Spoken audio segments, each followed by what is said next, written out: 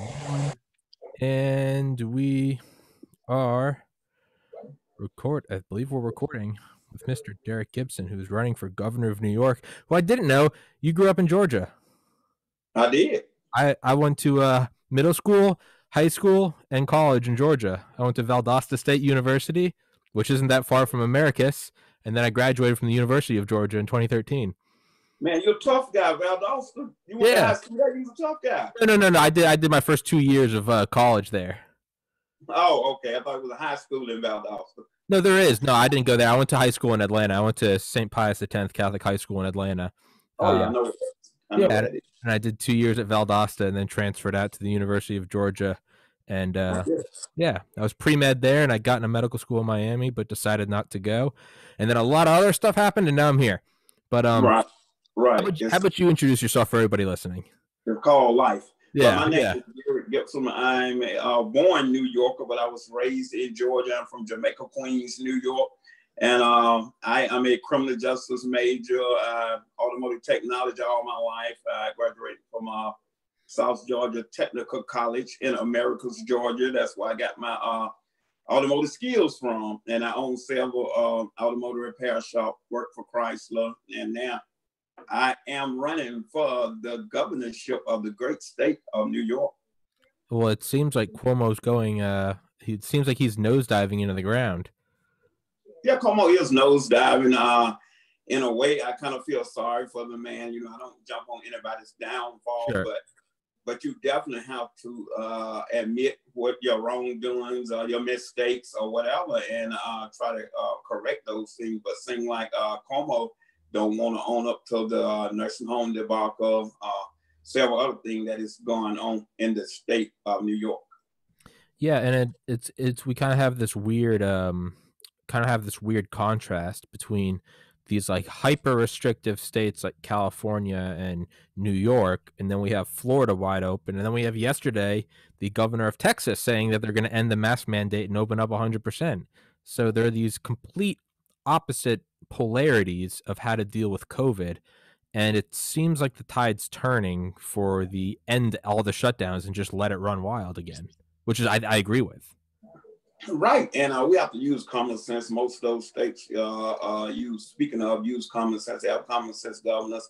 I don't see that up north too regular. The people have common sense. They don't display it like it should be displayed.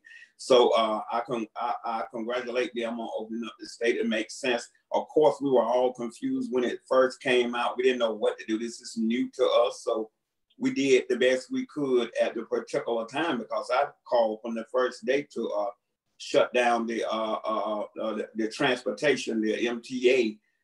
So let's get above this, and it wasn't listened to. So we let it get out of control in the state of New York. But once we found out how to really deal with it, we should have opened the state back up and not shut it down. Yeah. He took harsh measures that made me think it was something more to this than what was on the surface. I myself wouldn't have shut the state down. I would have definitely shut down the rail system in the beginning, so I could find out how this spread and what is going on. From looking at Washington State, I knew from the nursing home where they had that same problem. I would not have followed that procedure like Como followed. Yeah, and I agree with you. I mean, it's easy to kind of play armchair quarterback, right? Monday morning quarterback, because no one knew what this was. Is it just a cold? Is this going to kill 90% of the world? No one knew what it was, and you kind of have to be better safe than sorry, right? Right. But at the same time, it's like, I mean, we're running on almost a year of lockdowns, and I mean, at a certain point, you have to start doing that kind of cold calculus that no one wants to do. But I mean, what are the pros versus the cons? How many people are dying? How many people are now impoverished? How many people are without work, unemployed, can't pay their bills? How many mental health, suicide, domestic abuse? How many things are going through the roof that far outweigh any negatives from COVID? I mean, and that doesn't mean COVID's not bad, but does everyone have to suffer now? So it's a hard question, though, right?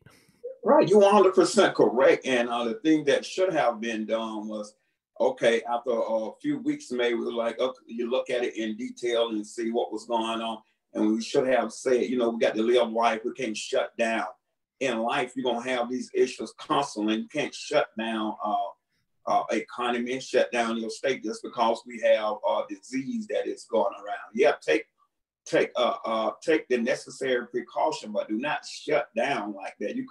The business could have stayed open, and we could have used some of the CDC, if not all of the CDC guidelines. And as far as, you know, for instance, if I sneeze, I cover my mouth. I don't need a mask or a handkerchief. You know, I cover my mouth. And it's the same thing with COVID. We found out it spread like that. So let's just do this. Let's not shut the business down. Let's carry on with life. We cannot stop every death. One death is tragic. But we are man. We are human. We're not God. We cannot stop. We can't control that. We cannot stop and say it's going to be no death, because let's be honest. But what we can do is take precautions. When we find out certain things going on, we stay away from that and not kill our business, which I think it was a coordinated effort once the virus come out. Absolutely. To enact some other type of agenda. This was just the perfect storm to enact what these socialist Democrats wanted. And they took this and they ran with it.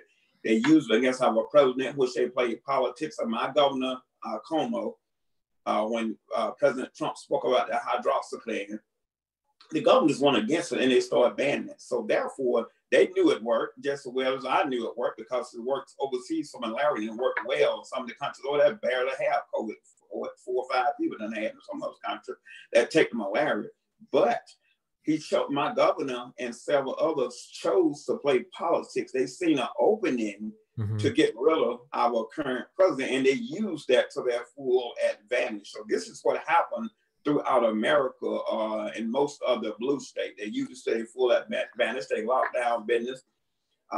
What's behind that? Amazon open, Target open, people in line everywhere. So I was like, why can't their mom and pop business be open? Because the government can't control that like they want to control it. Yes. So I'm going to say this. Those huge business bring in lots and lots of tax revenue.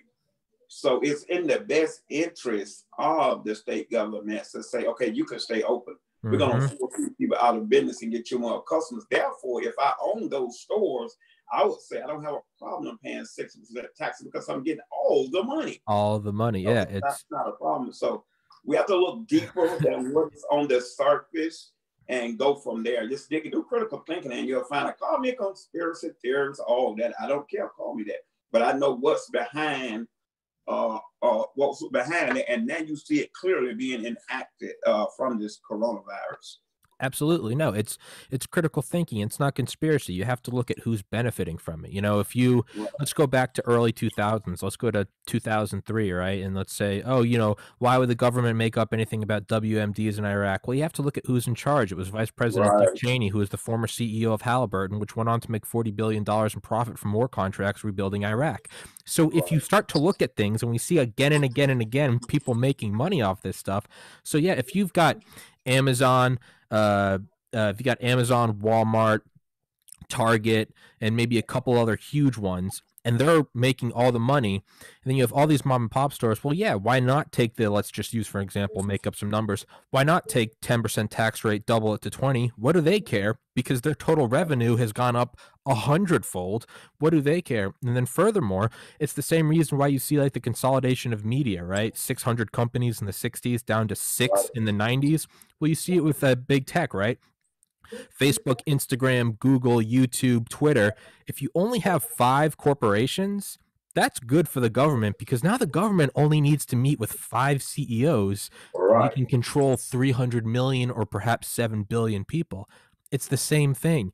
If you only got to meet with the heads of Amazon and Walmart, man, you got the world in your pocket. You got the world in your pocket. Shut it down. Right. And it's what General retired 3-star General McInerney said.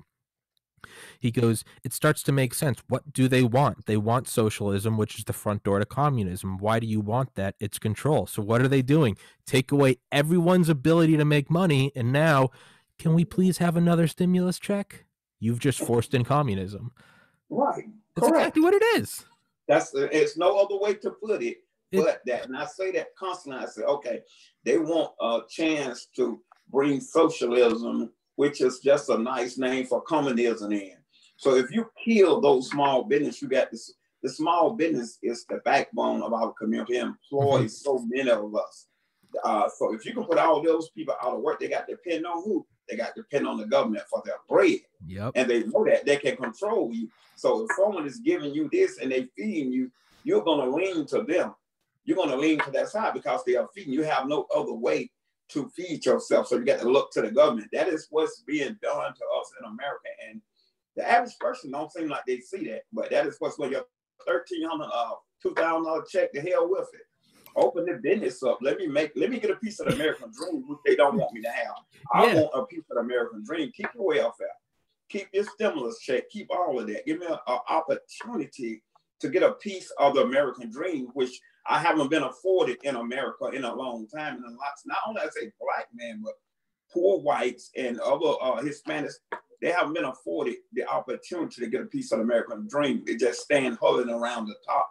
And that is not fair to our society, our American citizens. Yeah, right. It's, when people say, why do they think a $600 stimulus check is enough? Don't they know we need a $1,400 or a $2,000? And everyone's, it needs to be a bigger check. And it's like, just reopen the damn thing. Like, you can go get a minimum wage job and you can go work minimum wage for 20 hours a week and still pull in $20K. You can still pull in 10 times the stimulus check. Just open the damn thing up.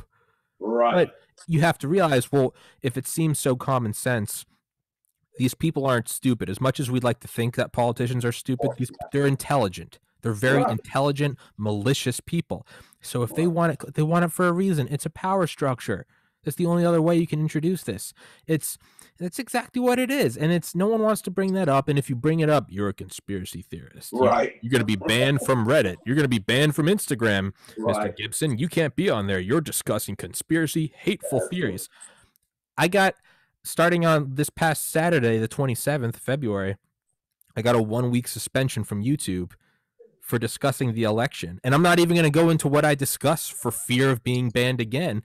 But you now have wrongthink, and I was told that was perpetuating hate speech. Well, who the hell is defining hate speech? Right. Is hate speech true hate speech, or does it have anything to do with the fact that I'm a white guy with an American flag and I like President Trump? Are you sure it has nothing to do with that? I don't know, man. That's why we need to get you in office, because excuse my French, but there's a little too much bullshit going on. Right, and I'm gonna give you this. I was in DC for an event back in maybe October or something like that, and the reporter was talking about the Proud Boys or white supremacy. This was ABC or maybe could have been NBC or one of them.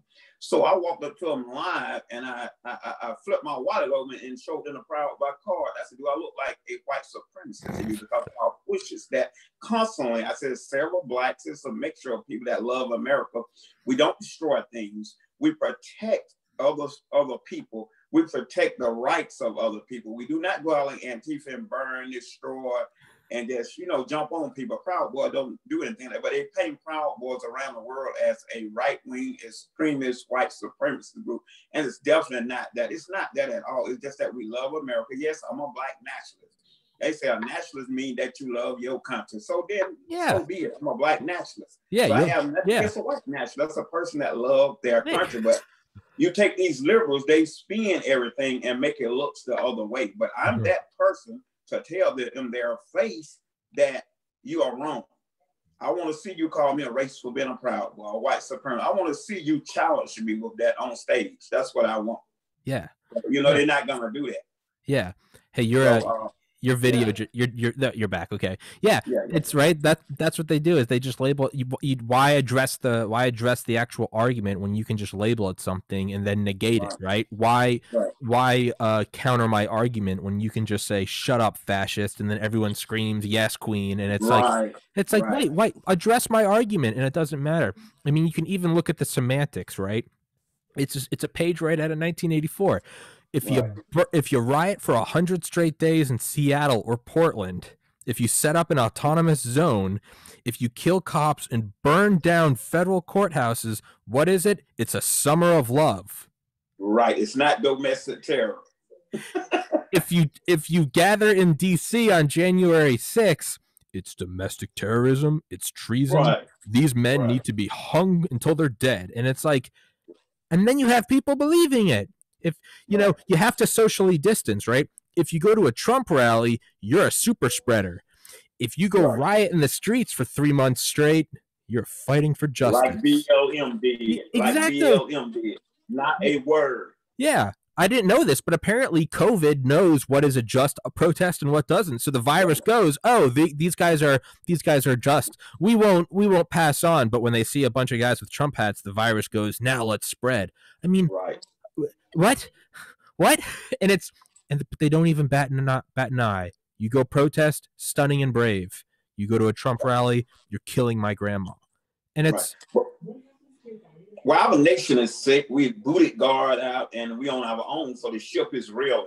Until we get back to our godly principles, the nation is going to continue to reel. It's no right way to do wrong. I tell people that all the time. Name a right way to do wrong. It's no right way to do wrong. So we got to get back to our basic principles. This nation was founded on God and biblical principles. We need to get it back there. We are too far away from that. So what I am doing as running for a grassroots campaign, running for governor, I'm going directly to a New York State citizen and I'm talking to them. I'm not going to a party head or whatever. I'm a Republican, but I'm not just like a gang member Republican, like I see a lot of Republicans are. Yeah. And I'm a Republican with a spine. I support Trump. I say it out in public. I say it at my rallies. I let it be known. Of course, I'm a black man that support Trump because I know exactly what Trump was doing. I know Trump's hard. I know exactly what he means. So I support this guy. Why wouldn't I support him? Even though the news media will push him out that the man is a racist, which he never been in his life. He's doing so much for the black community. I mean, let's go back and look at it. He received awards from Jesse Jackson, Al Sharpton, and all of them before he decided to run as a Republican. And all at once, oh, he's a racist. Racist, right? Yeah, there's pictures of him with Rosa Parks and Muhammad Ali. Right. Furthermore, blacks was a Republican anyway. Dr. King was a Republican. Hosea Williams, all those leaders was Republican. But there are things that Dr. King's dad, when he got, I'm gonna tell you this, Dr. King got incarcerated in a southern Georgia town. So his dad went down to get him out and he made a deal with his sheriff. And this is true, that the sheriff told him, if you become a Democrat, we'll let your son out. So that's how that switched over to become a Democrat. A lot of people don't know that. I didn't know that. Yeah. So that happened in South Georgia. And that's why blacks went to the Democratic Party. And the Democrats have been selling blacks out for as far as I can remember. I'm 60 years old. I never had a good thought about Democrats at all. I was a kid. Kennedy got killed. I thought Kennedy was a good man, but I didn't know. I was a little child. He could have been, may have, or whatever, but we don't know. We can't look back on that. But at this point, I don't support any Democrats. My friend Ronald Jones was a Democrat. He changed over to a Republican. Now we are good friends. So I can't support a Democrat. There are some good ones, but that particular platform that they embrace, by me being a Christian guy, I can't support that at all. So I support no Democrats at this point. Not to say there aren't any good ones, because there are some good Democrats also. But at this point, I'm truly 100% Republican because they align with me more Christian values than the Democratic Party. The only thing I don't like about the establishment is probably weak as hell. And they shied away from President Trump, and I don't like that. They had a strong leader, and they should have stuck to him regardless of the news or whatever else, you know. Yeah, and I'm with you. I'd say technically I'm a Republican right now, but I don't have any loyalty to the Republican Party. I don't have any I'm not going to ever vote. You know, I voted for Trump, and he happened to be a Republican, so technically I'm a Republican. When I was 18, I voted for Obama. Technically, I was a Democrat. I don't fall in line with one group or another. I'm not going to vote for someone just because I think that's how you close your mind off and you stop growing as an individual. When you just say I'm voting Republican, well, now you've stopped growing as a person. All right. Yeah. Right. And I voted for Obama. It was a mistake. The second time I voted for Mitt Romney, it was a mistake. Me too. I voted for Bush. I even worked on Bush Business Advisory Board. Some of my like Bill Clinton was my guy. I love Bill Clinton. I can't take nothing away from the guy. The economy was great. Everything was good under Clinton. I still like Clinton to this day. The thing he did in the White House, he shouldn't have done that, but they took it too far with impeachment. I didn't like the Republicans for doing that either. I'm going to give credit where credit due. If they got good policy, I'm going to give them that credit. Yeah. So just because I'm a Republican don't mean that they wasn't good Democrats back in the day. They was good Democrats. Whatever you want to say about, I don't like Hillary. Never have liked her from day one. For some reason, her spirit don't sit with me, but her husband, I did. But Bill Clinton is still my guy, regardless of how people want to beat him down or whatever. I don't know whatever else behind the situation. They're talking about Epstein and all that. Well, maybe. I don't know this. But for Mr. Gibson, you broke up. We have lost Mr. Gibson. Man, as soon as he's mentioned Epstein, he broke up. I'll give him a call right now. As soon as he mentioned Epstein, it broke up. Sorry for everybody listening. Are you back? I lost you for a minute. Yeah, I lost you. So I called you. Oh, that was you calling. Yeah. Carrie gave me your number. Hold on, I'm gonna go make sure it's not my internet. I'll be back in 30 seconds. Okay.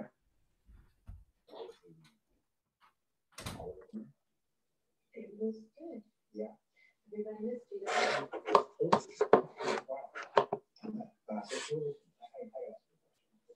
Do you remember the year before after all those disasters?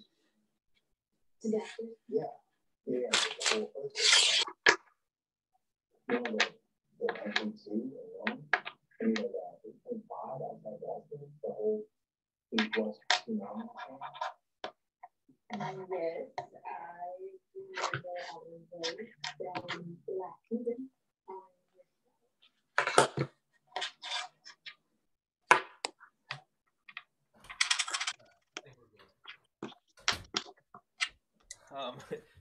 Yeah, I was gonna say, yeah, for everybody listening, sorry we had some technical difficulties. I was gonna say, as soon as you mentioned Epstein, the internet cut out. But I better be quiet. I don't want to suicide myself. I know, right? Don't suicide yourself. Don't shoot yourself 3 times in the back of the head and then throw yourself in a duffel bag. But yeah. Sorry for talking shit about Epstein, right? But you're right. You got to give credit where credit's due. And I mean, I voted for Obama when I was 18. I was pre-med in college. I voted for Romney. I didn't want Obamacare.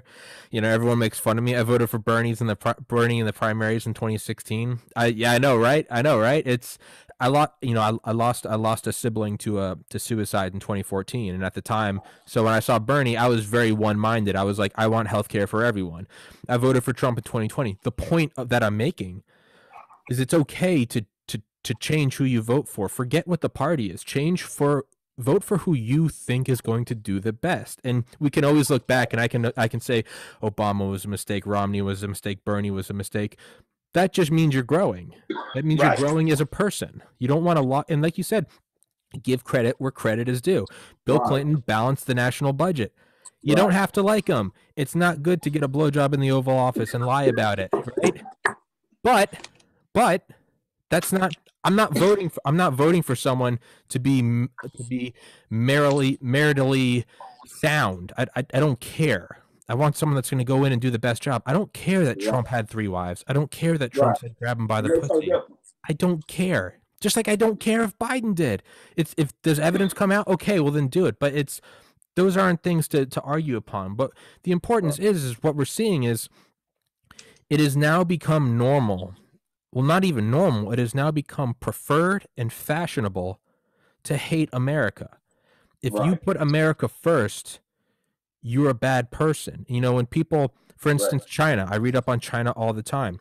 In China, if you go to China and your company, you have to build a factory there. You can't use theirs, and you can only employ locals. And we all say that's bad.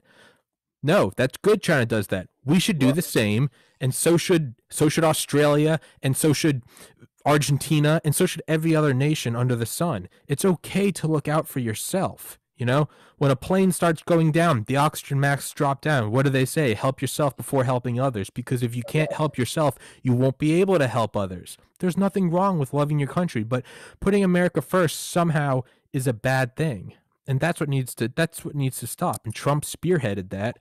And we had the biggest economic boom in years. And I think that's what you're trying to say is that's exactly what I'm saying. Yeah. is take the America First standpoint again. Right. Why not take care of home first? I listen to, well, we're going to bring X amount of people over to get these jobs. Why? When we have our citizens unemployed. First of all, make sure everybody that want a job that's American citizen have an opportunity to get that job before you go overseas bringing people in to work. That's why I don't like the work visa program. I don't like it. It need to be done away with. Yeah. The You're going H-1B. to bring people through the southern border. You're going to give them a job, get them a card so they can work. You're taking jobs away from American citizens that could be working. You know what you're doing to American citizens? You are putting them in jail for running traffic lights, for all kind of minor things, instead of saying, here, you're going to take this job, you're going to work this job, and you're going to pay me X amount of dollars out of this job because you violated our law. But you got this job. I'm not going to send you to jail and mess you up so you have a record so you can't get a job. When you get out of jail, then you repeat the same thing again because you got to eat. You got to take care of your family. Yes. Understand that. So here's a job that you can get. You still going to pay this fine. I want you to pay this fine to the courts or wherever you pay the fines to, and until it's paid in full, and you got your job. Then you got your money from there. That way you helping people, incarcerating people for these little small crimes makes absolutely no sense. I'm 100% against that. Also, what I want to do is the people that don't serve their time, I want to give them a pardon, clean their record, and let them be able to go to work, let them live where they need to live, as long as it wasn't a violent crime like that. Then you should be able to get a pardon, get your record clean, so you can go on with your life. Because that is something to hold you down and make you turn more into criminalized things because you got to eat. A man you have to survive. Yeah, you got to survive. What we doing is making it hard for an individual going to jail for. I got a friend went to jail for he drinks a lot and DUI. He never killed nobody, never hurt nobody. They sent him to prison for 2 years for that. Now he get out. It's hard for him to get a job. I can't stay over here. I can't live where I want to live. I mean, it's ridiculous. That is crazy. Just for drinking, they don't even drink anymore. So, I mean, I look at the things that are being thrown onto American citizens, and I see where it's just killing us completely. So the justice system got to be changed. It's got to be turned around, and it's a way to do that a civilized way. We got to stop criminalizing just because of this man who's smoking a joint of weed. I'm going to lock him up and give him a record. That is not fair. Okay, you shouldn't be doing it in public. Do it in your home. But if you in public doing it, I'm going to write your ass a ticket. You come to court and you're going to pay this fine. If not, then I incarcerate you, not put you in jail for that, make you serve time, which makes absolutely no sense. We are destroying our own people. That's what we are doing. And I think it's a plot to do that. Not only blacks, poor whites are going through the same exact thing. Yeah, the war on drugs. It's a plot to keep a permanent middle class. I think that's what it's all about. Absolutely. It's the war on drugs.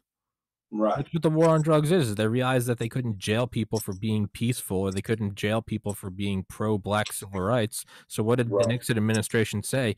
Hey, just get them on drugs, and we'll call it the war on drugs. It's the exact same thing. It is a plot. You want a perpetual middle class. You want an ever-growing military.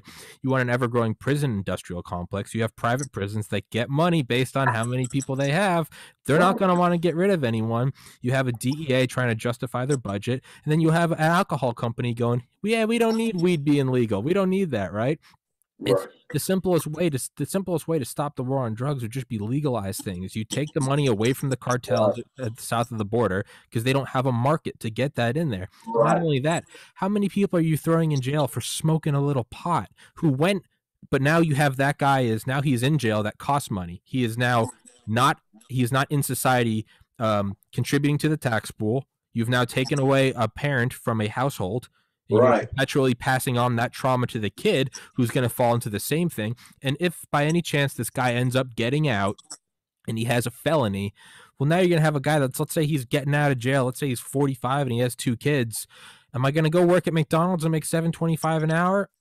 Or am I going to start selling pot and I can make, I can make $1,000 a week? Hey, this guy still has, whether you like it or not, whether it's right or wrong. Hey, if I'm a dad and I have 2 kids and I come out of jail, I'm probably going to start selling drugs if I can put food on the table so that they don't fall into the same trap I did. Right. If you put people in that situation, that's exactly what's going to happen. That's why you got to They're going to fight. Right. You got to give them a different out besides what we are doing. Our society is not. Then I look at how we treat illegal aliens versus American citizens.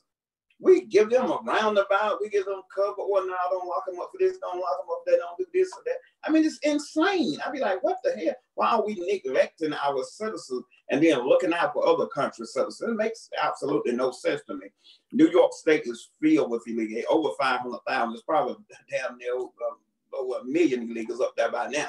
This was like 2 or 3 years ago. It's 500,000. So they got the jobs. They got welfare. Those are mine and your tax dollars that we work for. But I look and I see our veterans sleeping on the street. I see our everyday citizens sleeping on the street. These people in the shelters in the state of New York is filled with illegal aliens. I went in there. Nobody, I don't speak English, can't speak English. Nobody speak English. When crisis was at the border and these Democrat politicians went to meet them, now they end up in our shelters that really should be for the American citizen, for our vets that have fought for our country. So that's what I want to change. I want to put our vets first. Not want to, I will put our vets first and our citizen first. All the tax dollars we have need to be going towards U.S. citizens and New York State citizens. That's what I've been planning to act once I become governor. Yeah. You're right. We have so many problems here, but if you're an illegal immigrant, you can get anything you want. You can just want full health care. There's full health care. You get arrested, catch and release. Right. I don't get a catch and release. If I'm drinking and driving, as well as I should, I get arrested. So should everyone. Right. Catch and if I go to China, they're not going to catch and release me. They're going to shoot me in the head and take my organs. Like, right. That's it. You know, like me raised in Georgia. You familiar with Georgia? I went to jail so many times. Oh man, you driving on suspended license. You drive with no insurance. Oh, you arguing with your baby mama for about your children, but we're gonna take you to jail because they were taking them in. I mean, it was ridiculous. And then you get in jail. Here's the thing. Well, I don't want to sit in jail. So they'll come with you a plea if you plead out to this. And when you don't know, you're like, okay, sure, I'm gonna get out. I'm good. So I myself went to jail. So I've been on both sides of the law. I've been to jail. I face both sides of the justice system. I see how wicked and I see how upside down it is, and it's got to be fixed. Yeah. I was raised in a Christian home, but when I got grown, when I was to college, I did what I wanted to do. I did my little things, like that. And, I came back around. I was like, okay, it's not good to disobey the law. It's not good to do this. I learned my lesson, so I came back around. But the good thing about it, it never held me back. Yeah. I won a scholarship to South Georgia Tech. I went there for free on this scholarship from high school. So I went to a technical high school, Harris County High, a technical high school. And that's what we need in the state of New York. And I go back to that. So I went there and I was very successful. I started working for, the Anmcc transmission. Then I just did I could do my own thing. I rebuild transmission. I just opened my own transmission shop. And I was very successful at that. And I worked for Chrysler, things like that. But mostly I did my own thing. You can create, sure, there are roadblocks there, but you can always find a way to go around the roadblocks. And that's what I did myself. And I became very successful at doing those type of things, So I didn't let nothing hold me back. But some people are too weak and they can't navigate through the waters to get to the point that I am at. So therefore, they need help. And I intend as governor to give those people help. Instead of just giving them welfare. If you need welfare, that's fine. I would love to give you welfare, but I'm going to offer you to go get this trade. What do you like to do? I'm going to pay this part of welfare. It's going to pay for your year or your 2 years to get your degree in this. And then what you're going to do after you get your degree, you're going to go to work in that trade. And what you're going to do, you're going to pay the state back for your college. You're going to pay the state back for the welfare that you got off of the taxpayer. So that is a fair plan. That would need to be acted in the state of New York. And I will fight to do that. I don't look down on people that need help. Not at all, because I need help myself. I don't have to have help myself. I stayed in the shelter in New York State. I stayed in the shelter in New York State, not because I couldn't afford a place to stay, but simply because my credit went up to par in New York State to get the apartment that I wanted to get. So I had to stay in the shelter and do that in order to move up. It wasn't because I could have gave you money and paid for the apartment, but they got things in place. Okay. But to credit is this, what the hell has got to do with my credit if I got the money? And if on market, I mean, it's upside down and it's backwards. So I've been there. I walk the streets. I've been in the path of the people and been there with them. That's why I said a shelter in New York State shouldn't be for illegal aliens. It should be for people like myself and so you can uplift yourself, and then so you contribute to your state and to your society. Yeah. That's the thing is, right, we have people that think the only way to make money is you got to go spend $120,000 on a gender studies degree, and then you get out and you're all upset that you owe money, so now you start rallying around Biden's gonna forgive my debt, and then hey, joke's on you, Biden gets into the office, he doesn't forgive your debt, instead he bombs Syria. I mean, like, right, there's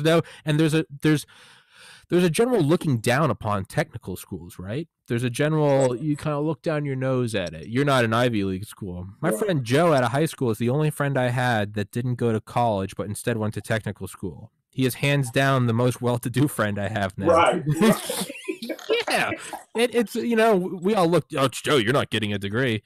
Man, Joe paid for it out of pocket and then worked and came out of school with no debt. And now he's 10 years out of school and he's been stacking money ever since. And it's like, oh, man. The guy who went to learn carpentry is making more than the idiots like myself that went to try to go get a medical degree, right? Well, you're not an idiot. You just make that choice. But like you say, if you get a trade, you make more money and more quicker. If you get a trade, I'm working at Chrysler making $35, $40 an hour. You went to medical school and not even making that. They're like, wow, so what's the heck? If you're a welder, starting out making $35 an hour welder, they are good trades so you can survive. Then you don't owe $100,000 to this college for what? The bullshit gender study degree you got? It's insane, man. It's crazy. But you know, you have to look at it. You want to be a med, so we need you. We need you. So that is good. You went to college for that. But going to this college for gender studies and all this other bull crap that it got going, it's a waste of time and a waste of your money. You're never going to excel in it at all. Yeah, and not only that, right? We see with we see with Chinese infiltration of academia in the United States with Confucius Institutes. They have ways to push their own propaganda. This isn't a conspiracy. This is declassified things that Trump banned Confucius Institutes in the United States, which immediately were reopened by Biden as soon as he got in. Brigadier General Robert Spalding, who was in Obama's National Security Council, now works at the Hudson Institute. He wrote the book Stealth War, and it's about China's war on the United States that no one is aware of. I had him on this podcast, episode 161, talks about the same thing. China is seeping through our academic associations. That's how they brainwash you. That's how they infiltrate the minds. And then you have a bunch of kids going out and screaming America's bad because they've been turned. You can't do that at a trade school. You can't get in. You can't slip in Marxism to how to turn on an acetylene torch and weld. I would like to do that. You can't slip in the Great Leap Forward or or Mao Zedong's teachings when it's like, no, you got to learn how to turn on the oxygen torch. Right.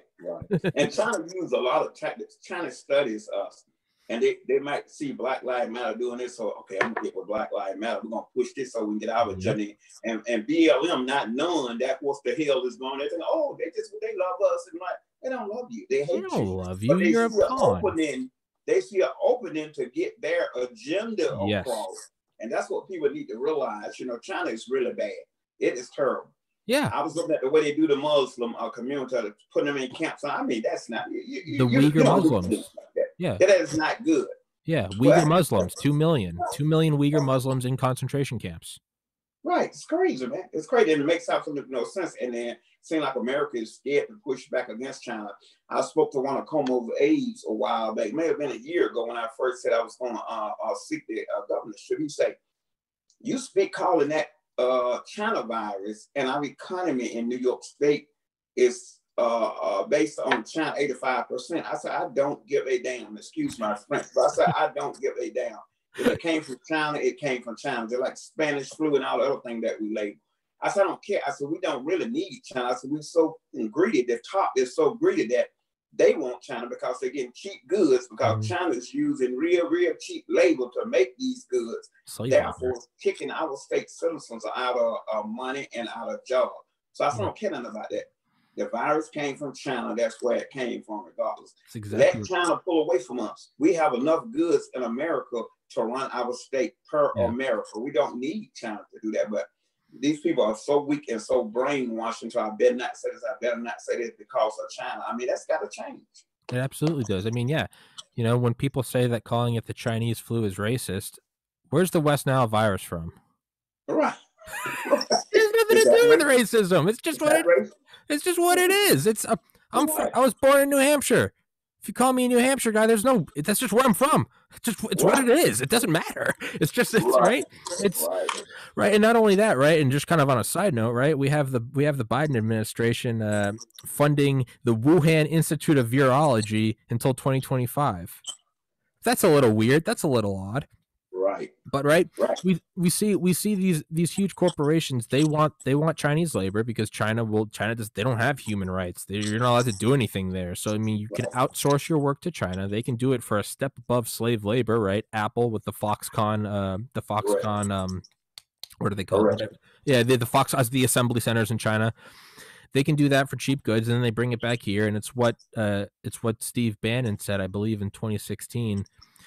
You have illiterate Chinese slaves assembling gadgets to be sold to unemployed Americans who are getting their cash from welfare checks, borrowing the money from China. Right. It's a big circle. It's a big circle. Bingo. Yeah. And it's not only that, China has closed a $1 trillion gap in economic size since the outbreak of the Chinese virus. That's it. If anyone doesn't think that this is asymmetrical warfare, China's based on the unrestricted warfare doctrine, which is based on the Warring States period. Releasing a virus is in their wheelhouse. They don't care. It's unrestricted warfare. You'll do anything to bring down the United States. Isn't it odd how Trump was initiating a trade war with them? Isn't it odd how there was protests in Hong Kong? Wow. How convenient that a global pandemic for the first time in 102 years pops up. And where does it pop up? It pops up in China. Where in China?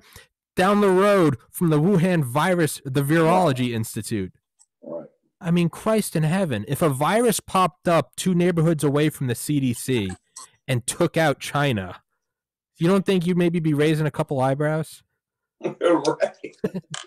Common sense, man. Yeah. So common sense. But we hide from it. Because you know why we hide from it?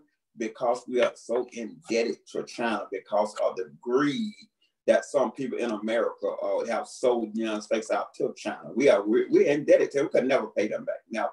Yeah. And so therefore, whatever they do, our leaders is afraid to call China out. Mm-hmm. Yeah. So we've got. Do you want to? Let's end it at 3. So we got 13 more minutes. Sure. I want to hear. So enough of questions from me. What is most important to you for running for governorship? And I don't mean that in some cheesy canned question, what's important? No, I mean just like real talk. Like, so we talked about the prison industrial complex. We talked about the Wuhan virus. We talked about hating America, bringing in communism through a pandemic. What are some real things? And again, not the canned answers.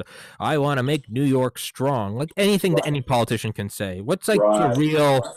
What are you going to say to talk to the New York people right now? What do you have to say to them just from the heart?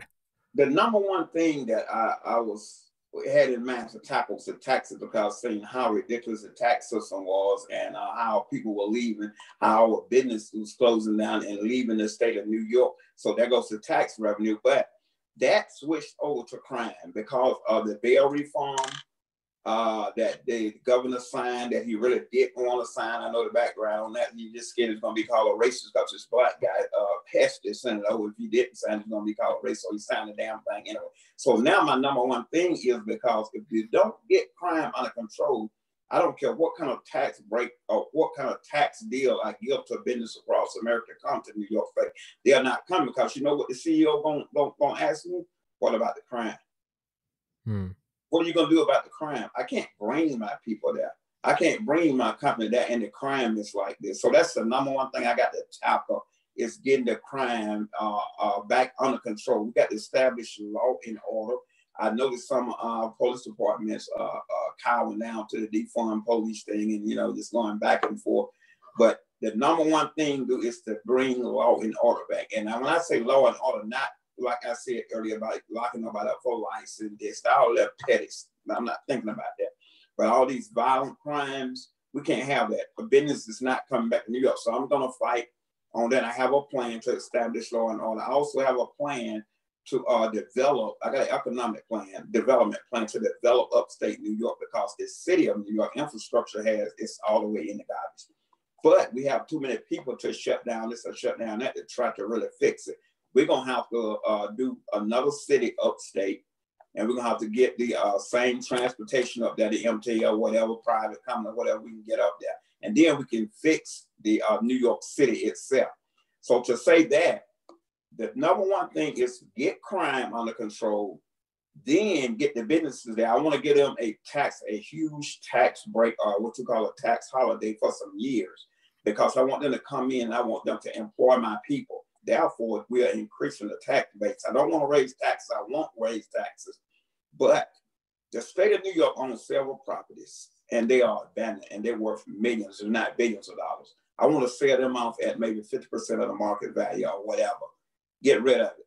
I want to cut all the lavish spending from the state legislature, even from the governor's office. We don't have to raise taxes. We paid maybe 3 years ago, I was looking, we was paying $9.5 billion a year for illegal alien care. That's got to be cut. So it's so much waste and lavish spending that we don't need to raise taxes. What we need to do is cut taxes, and then we need to govern responsible with the taxpayers' money, and I intend on doing it.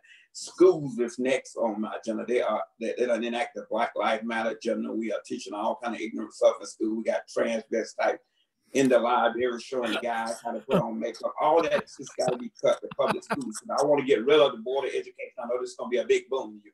I want to make the Board of Education disappear. I want to hand it over to civilian control, not the establishment. So the Board of Education needs to go. It's a problem. I no longer want it. It's going to hurt to get New York State back where it needs to be, but we can do that. Under my leadership, I will do that.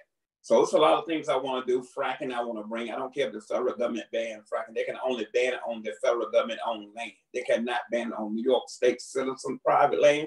And I know Pentagon only own land 1,000 acres. So we're going to bring fracking into the state of New York, which is going to employ, and it's going to give us money. We're going to have a surplus instead of in the whole $8.5 billion.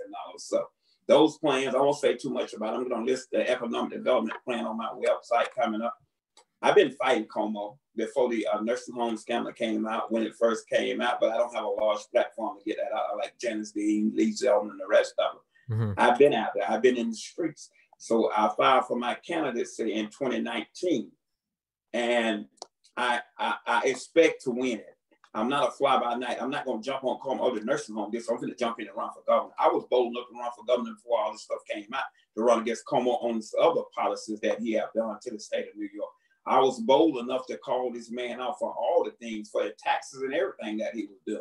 So I don't need to jump on the bandwagon. Oh, the nursing home deaths and all that. I love Janice to death, and I'm glad she brought it to the top from the bottom. I love her to death. So I admire her for doing that, and I would love to have her on my team 100%.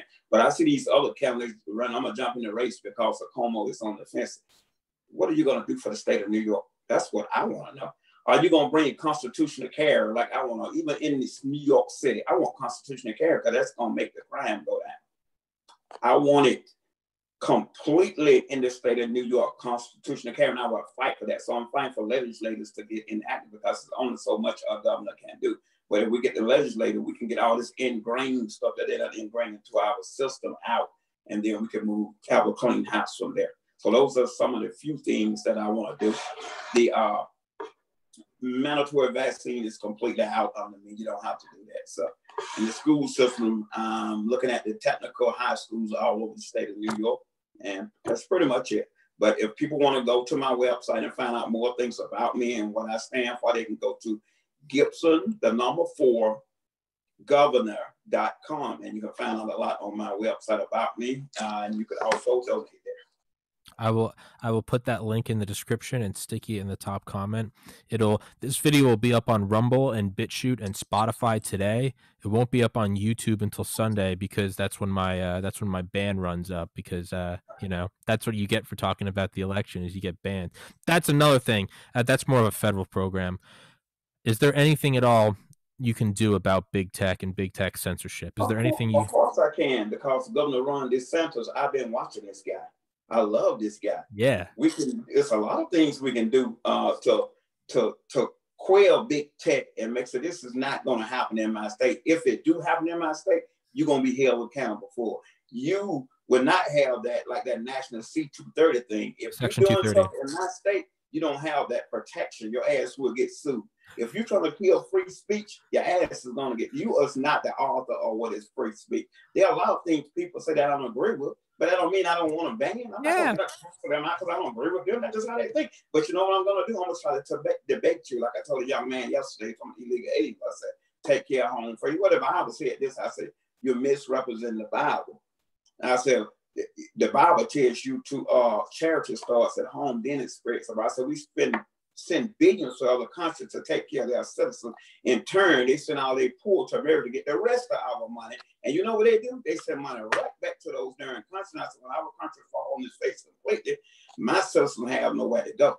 We can't run there, but they can always leave and go where they don't spend all their money or where their country where they came from. So therefore, I choose to fight for my country and stop all the nonsense that is going on. I love America. I'm a black man. I was born here. I didn't come from Africa. I didn't come from nowhere. Africa wouldn't even have a black America. They look at us like these stupid people on earth. Why, brother, I ain't talking, I'm going back to Africa. Your ass never not from Africa. I'm from America. America belongs to me just like it belongs to any other person that was born in America or that came here and legally got the papers and is American citizen. So I'm for that 100%. Hell yeah. It's got me all excited. I don't even live in New York, and now I'm excited. Well, you might want to move there once I become governor. If that will be the testimony of how good of a governor you are. If I end up moving to New York, that will be why. Right. I will love it. All right. Well, like I said, this video won't be up on YouTube until because they are the arbiters of free speech, but it will be up on BitChute and Rumble and Spotify today. I will send the links to you, and I will put your website in the description and stick you in the top comment. And Mr. Derek Gibson, it was an honor to have you on my show. It was a pleasure talking to you.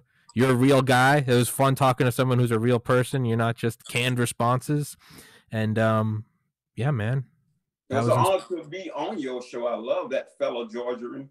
Hell yeah, man. Thank you. Yeah, I don't get any love for that. I appreciate it. I got to give the Bulldogs a shout out. I love those Bulldogs. Hell yeah. Thank you, Mr. Gibson. Thank you for coming on. God bless America, and I will do anything I can to facilitate your fight to become governor, and you're always welcome back on this show. Thank you. Have a blessed day. You as well, sir. Thank you very much. Bye-bye. Bye-bye.